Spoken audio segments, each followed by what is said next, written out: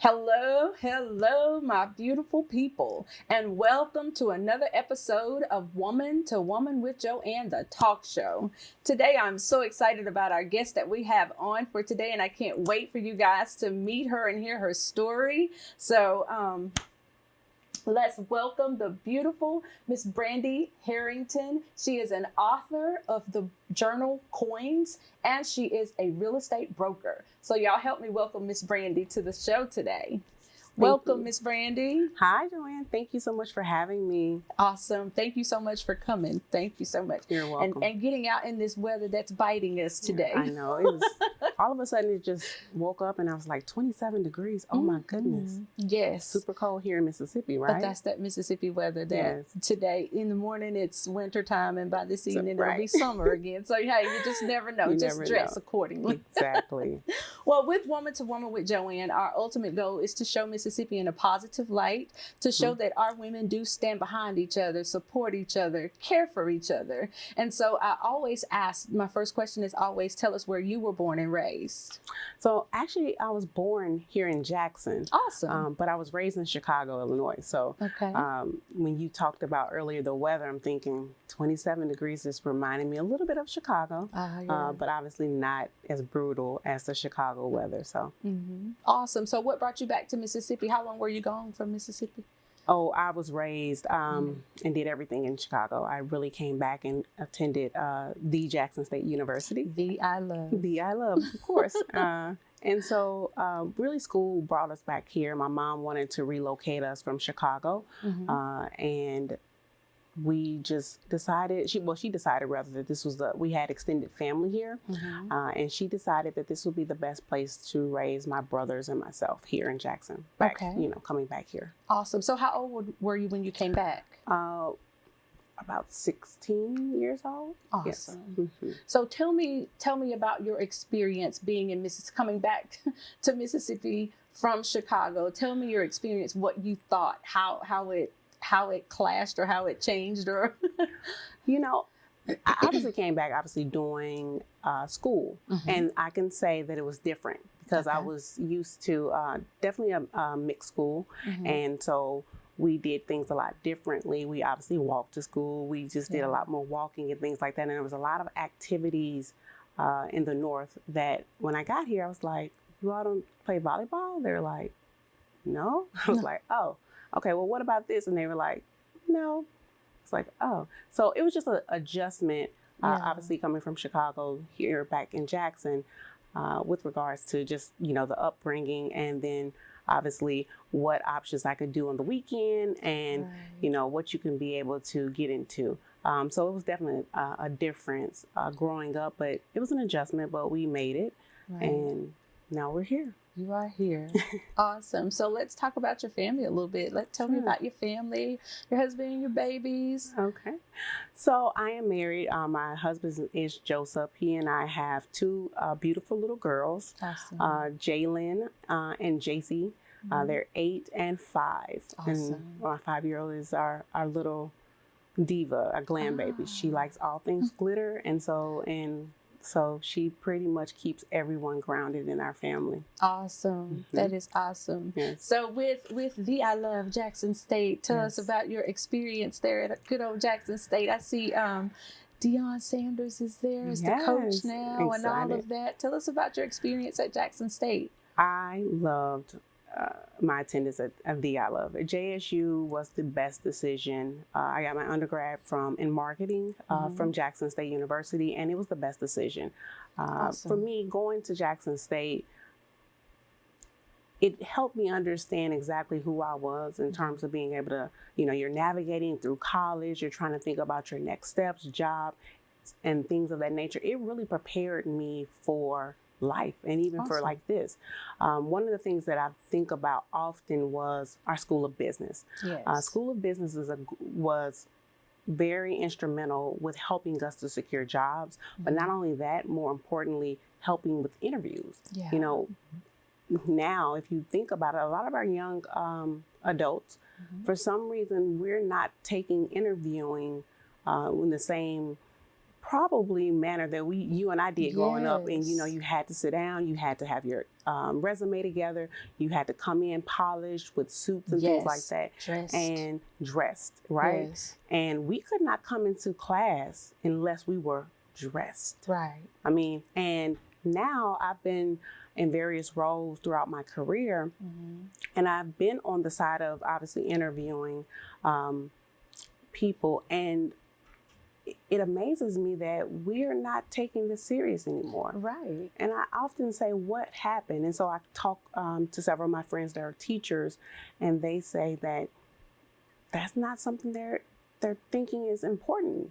Right. And I'm really not sure what happened. But for us, in attending Jackson State, that was a staple. We always used to be Yes. teased and say, well, we know who the Charles F. Moore babies are, because we would be, obviously in Mississippi, we talked about the heat, 90-degree weather, but we have to have on a suit. Yes. And if not, you couldn't even come into class. See? And I remember even in high school, we took classes on interviewing and setting up appointments and things like that. I remember all of that in high school, but I don't even know if it's taught in high school anymore, where they're preparing the children or the young adults for young adults and adult life, Right. because it's there. And I think that, you know, sometimes as parents, we will baby our babies That's true. and do everything for them. Mhm. And then when they get 21, 22, you throw them out there and say, now you do it. Yes. You're grown. You can do it yourself, but you didn't teach me. You didn't show me how to Exactly. put these clothes in a washing machine. You didn't show me how to prepare my own meal. And now I'm out here and I'm lost. Yeah. You And know? my sister-in-law, she's a professor. She went and attended Mississippi State. She was a professor there, and now she's in Florida. And that's one of her things that she talks about often, is that she's seeing a trend where we're not, like you just said, preparing our babies to really be adults. And then when we get to a college setting, we are now finding ourselves upset or frustrated when things don't go our way, because someone has always done it for us. Yes. And that's not the reality when you go into corporate America or any type of career. You will see that there is no mommy or anybody babysitting you anymore. Right. And then the expectation is you're an adult, a young adult, and this is what is going to happen moving forward. And I think so for me right now, it's a matter of what happened? Did we assume that because, I'm a young adult, I'm just supposed to come out of high school going into college, and then from college into my first career making all of this money, maybe, you know, and not paving our way into understanding our roles, and we just, you know, have a false sense of what reality is once you reach corporate America. But Jackson State really prepared us. We had these mock interviews, we had people come in, and they helped us understand this is reality. Yes. And so I think that's something that we definitely have to understand and really start teaching our daughters and sons as they, you know, matriculate into school and thereafter. Right. Awesome. That's awesome. Thank you, Brandee. You're welcome. Okay, you guys, we're going to take a short break, and we'll be right back with more Woman to Woman with Joanne.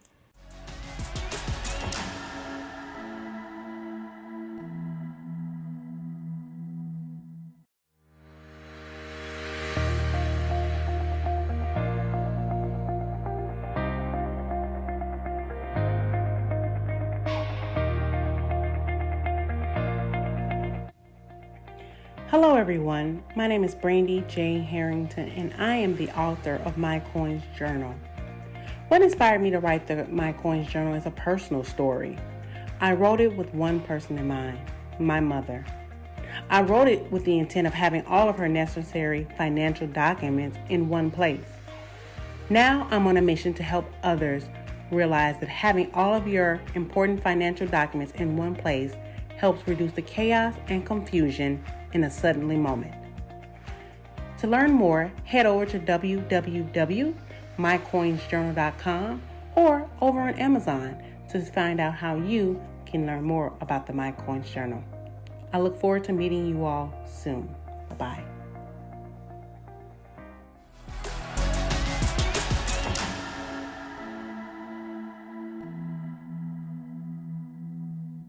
All right, you guys, we are back with Miss Brandee Harrington.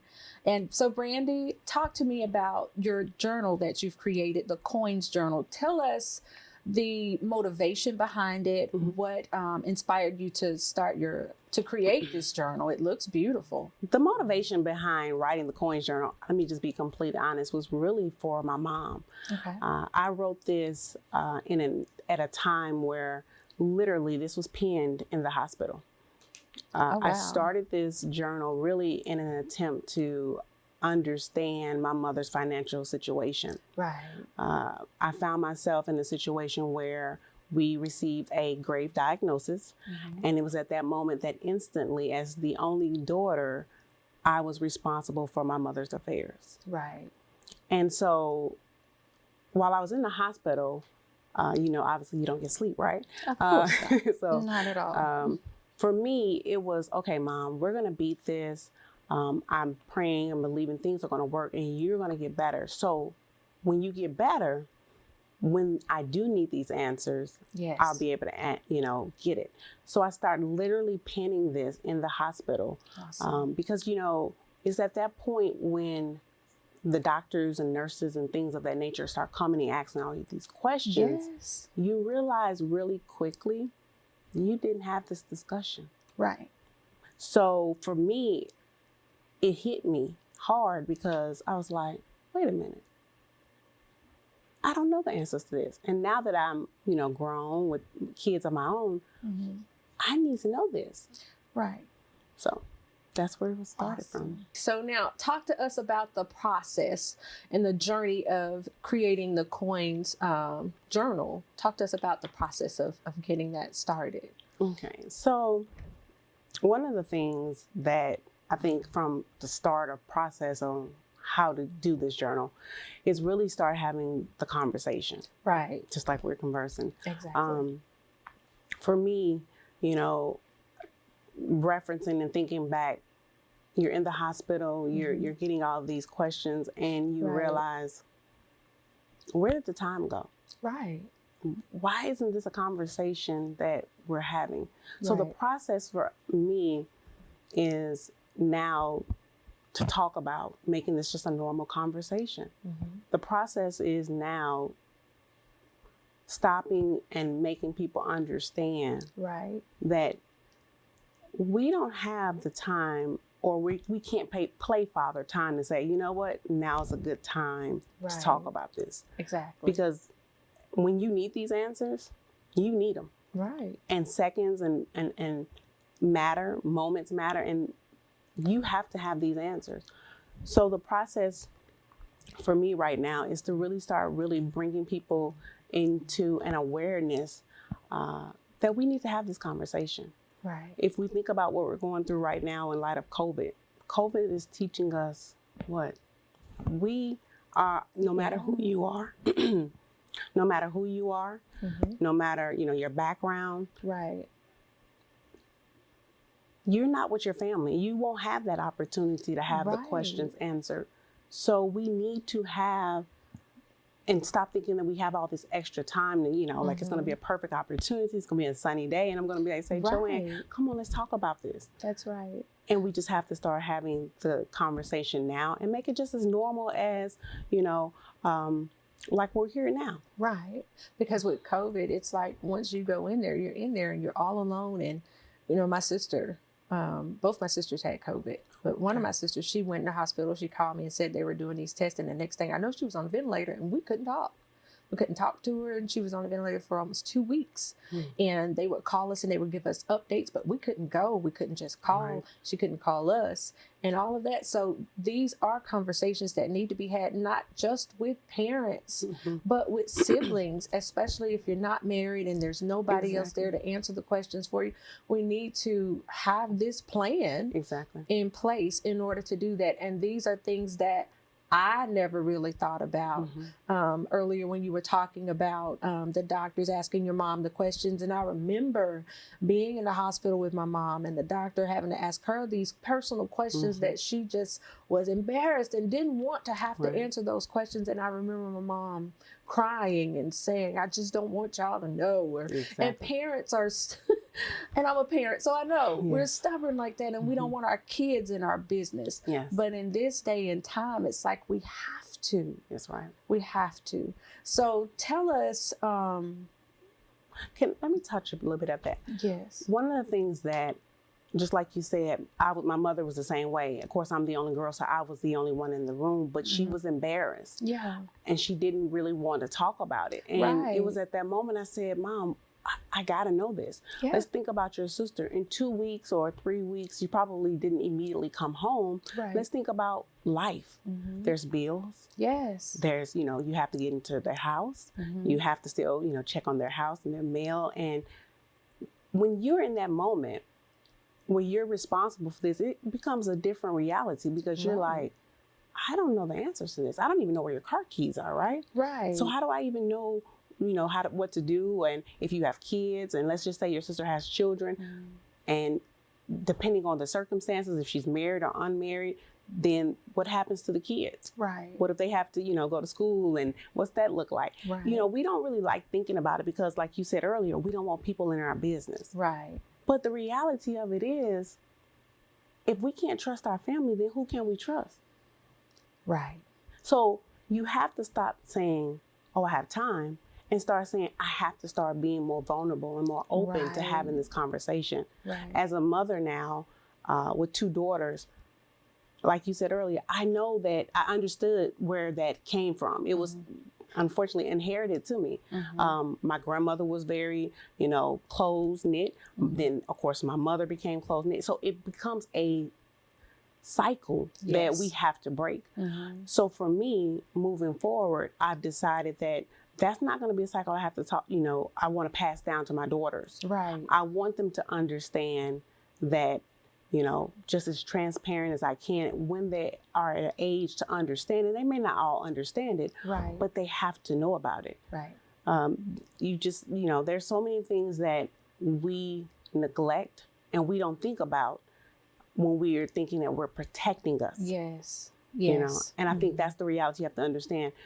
My statistics, and with doing this research, again, earlier you asked about, I really wasn't doing it for anybody but for her. But I really felt led that this wasn't just about you. Right. This is bigger than you. Right. You aren't the only person who has walked in these shoes and now at a point where they don't know the answers to it. Right. People have life insurance policies. People have wills. Yes. Now, if you don't tell us about these things, how do we know where to How access? do you know where to look, Where if to look? there's anything? Exactly. One of the things I think about often is if you have a policy and you don't tell us, how do we bury you? Right. And do you realize that right now the state, if you don't, call and they don't know about it, the insurance company is going to just keep that money. Wow. So let's think about that money that your parents have paid for All these years. all these years. And you just simply don't want us to know because you think I think you're going to die tomorrow because we're talking about it. Yeah. That's not how this works. Right. So I Right. think we have to stop being so uncomfortable and start embracing, fortunately, it's going to happen. Yes. We just want to be able in the middle, know the roads to take for our loved ones. And then this way we'll know how to navigate when it does happen or, at some point. Awesome. Okay. Thank you, Brandee. Okay, y'all, we're going to take another short break. We'll be right back with more Woman to Woman with Joanne.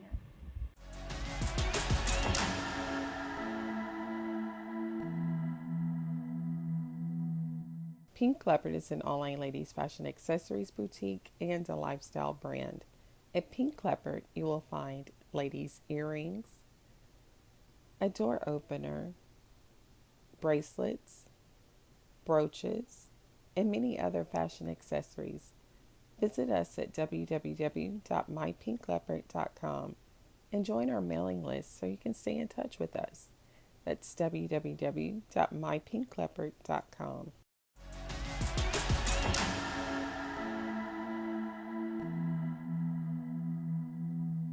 Okay, you guys, we're back with Miss Brandee. So, Brandee, let's talk a little bit more about this, making sure everybody knows everything that they need to know in the relationships, and whether it's husband, whether it's wife, whether it's mom and children, siblings, whatever. So talk to us about husband and wives, and how sometimes if the husband handles all the business, how it affects the family if something happens to him. Exactly. So I'm going to take my family. I'm going to share a quick story. So in my dynamics, my husband, of course, he pays some bills. I pay the most, obviously, because as women, we're super detailed, right? Yeah. But for us, it was a matter of sitting down and having this conversation, because my husband owns his own business. I don't know that side of the business, Right. okay? So if something happens, I was like, what would I do? So we had to have that conversation and just really just have a conversation as to what would you want, what does that look like, who do you bank with? Right. And the journal, what it does is really help you with a flow, because you don't really know what questions you're going to need. Right. And the journal walks you through those steps. Awesome. So you're able to identify, okay, some things you know naturally if you're married, but some things you just may not have known Right. because you just don't think about it because they always handle it. Right. Now, in the case of a husband and wife where the husband pays all the bills, let's just say I actually have that where one of my friends, and she is on she has a testimonial on my site. She mentioned that her husband got sick and they were at a football game, and unfortunately he had a stroke. And she knew nothing. She literally was like, oh my goodness. She said everything made sense at that point where I know nothing. Right. The doctor started coming in there again. We talked about asking all these questions, and she was just like, wait a minute, I really don't know what to do. Wow. And so at that point, if you have that situation where the husband pays for everything and, you're in the hospital and you still have to take care of the kids, she said she didn't even know how to get into the account. Because he obviously, would give her the money and things like that, and however they had that set up. But she said, I didn't even think about small things like how I was going to pay the light bill this month. Wow. Wow. And literally through my journey of having these conversations, there are mothers, where the husband pays everything. And the husband went into the hospital, and the mother, the daughter said, Mom, have you paid the bills this month? And she said, no, your daddy pays it. Well, Mom, Daddy's in the hospital. You haven't paid anything? She said, I don't even know where everything is. And the daughter said, oh my goodness. And that's when they knew, we need to start talking about this, because we don't know what my dad pays. Right. We have no clue. And my mom surely didn't. She said, because her dad always took care of it. Right. So talk to us about the steps. Talk to us about the journal. What steps can we start to make to start getting these questions answered, to be prepared in case or when something happens, because it's not if. Right. We know we all got to go out of here the same way. Exactly. So to start putting a plan in place, tell us how this Coinz Journal will help. Give us some insight even into the journal. Okay, so in terms of an insight, what you have to do is just really start sitting down and having a conversation. Maybe that looks like having the husband and wife sit down together at first, or a mom or dad or a family member that you really, if you're doing it for yourself, you can easily go through this. But if you're actually doing it for your loved one, you want to have these questions answered. Right. So what you would do is essentially, you would go in here, and I'm just going to pick a random page. Okay. And you'll come in here and you will just basically start answering these questions. Wow. And I'm not sure if people can see this, but like this particular is the financial information, your bank account, your bank name, who can access the account, does the account have beneficiaries named, and if so, who are they? Right. Now, people, might be like, well, I didn't even think about that, because you have to understand, if you go to the bank and you're not named as a beneficiary, I know we're in Mississippi and everybody knows everybody, right? Right. And they can know that is your mother. We know that. You all look alike. You all come in here every week together. Right. But guess what? If you're not named as a beneficiary, right, they cannot let you into that account. Right. But you know that's my mom. I do. But I cannot let you in there. Right. Things like that matter Right. when you now are the guardian of their estate. Right. And again, this goes into obviously estate planning and things like that where you see an attorney. But even when you get into this point, this is the small, minute details that, Right. I'll be honest, my husband and I, we have all of that, a living will, estate planning, all of that has been done. But the finite details like this little stuff, you just have to have that written down. And Right. even my attorney was like, oh, this is a great job because I don't think I even asked these questions. Right. So those little details matter because if you're not a beneficiary, I can't access his funds. Right. So how do I pay the bills? Right. So your question earlier about women, you have to know these answers because if you're stuck in the situation where now I'm responsible, make sure you're a beneficiary on that account. Right. Right. Please Right. do that. Right. So, from your experience, how can we start to prepare? And I know you say having a conversation, but I'm just going to say with us stubborn parents, how do we ease into that conversation of saying, Mom, we got to sit down and talk about this. I know you don't want to talk about life insurance. I know you don't want to talk about getting in your business, but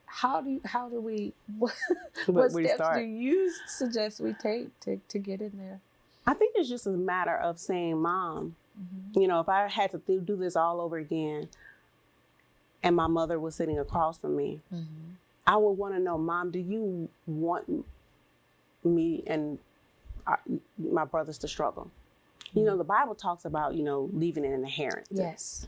And I think the reality of it is one of the reasons why we're in this place of not leaving an inheritance is because we're so, you know, tight-fisted and we don't want to talk about it. But struggle was never something that we were destined for. Right. The only reason why we're doing this is because, again, I could have left this policy. I've left you the keys, but you don't even know where they are because you don't read what I have informed you. So if I don't know where to go look for something, is it really hidden or is it just that I just never told you about it? The reality of it is, unless I talk to you and have a conversation, you don't know what to do. Right. So, Mom, do you want us to be at this point? Right. Or do you want us to be in a better position? Because that is what happens when you have that policy. That's what happens when you give me the access. You position me to do better. Right. And if you really think about it as a parent and as just a human, do you really want people to struggle? Right. That was never designed for us. Right. So pass on something, a legacy, where now my daughters will understand this is not a hard conversation. This is not foreign. My mom has been talking to us about legacy. Yes. And the importance of it and why you leave this for your children's children. Exactly. And this is how we change the dynamics as to making this conversational and making this easy to do and just start having the conversation and little by little start getting this information. And even if it takes a weekend, just start grabbing that. Mom, give me this stuff. Right. Let's get this in here. Awesome. And then we have the information. Awesome. And one last question before we go. I was looking at your website, of course, and I saw, you know, what you had said here.